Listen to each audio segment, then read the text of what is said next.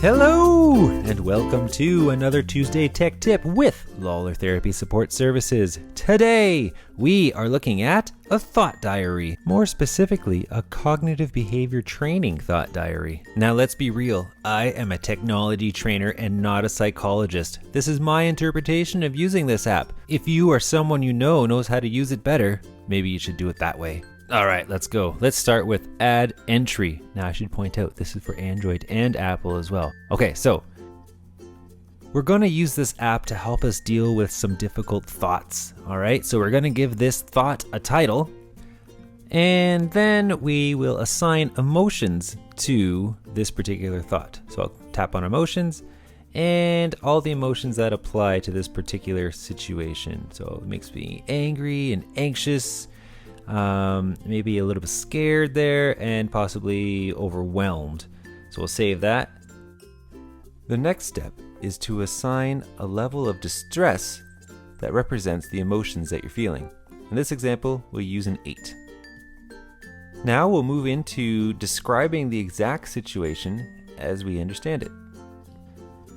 My neighbor stays up late with friends, having campfires which are disruptive to my sleep. I'm scared to ask him to be quiet. The next step is to enter in the negative thoughts that we feel about this particular situation.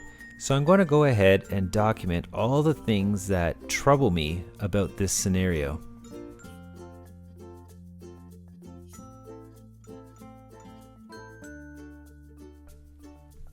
When I'm done with that, I'm going to click on Cognitive Distortions to see if I can derive where my thoughts are coming from.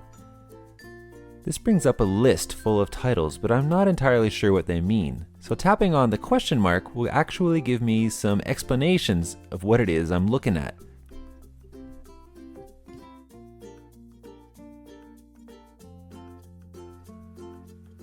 Looking at these explanations, it helps me to understand what cognitive distortions I'm selecting here. So after reading the details, I'm going to select the following as my cognitive distortions in this particular incident. So this next bit is where I try and challenge my cognitive distortions and my negative thoughts. I'm going to see if I can get to the bottom of this. But first, let's click on examples to get some ideas of where to get started. Alright, this gives me an idea. Let's see if I can put my own spin on some of these.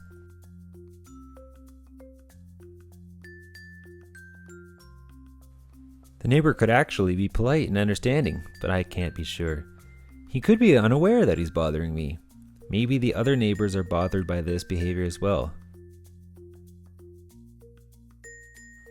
Lastly, we have alternative thoughts, so we want to put another spin on this to see if maybe we can solve what's going on here.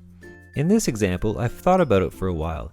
I could speak to this guy during the day sometime, when the event is not happening, maybe when he's out in his yard.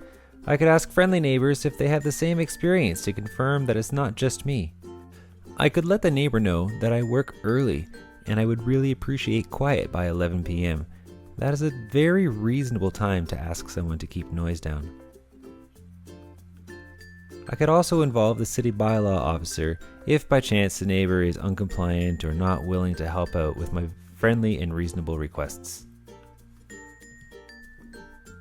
Lastly, I can use this distress button here to rate my level of experienced distress following my prolonged contemplation of the activity.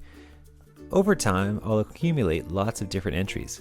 By touching on the entries icon, I can see items that I've selected in the past.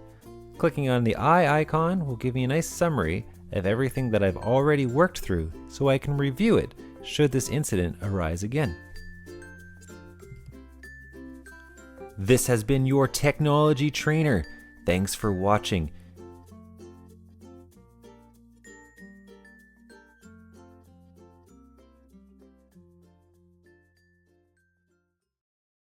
If you or someone you know we use these apps,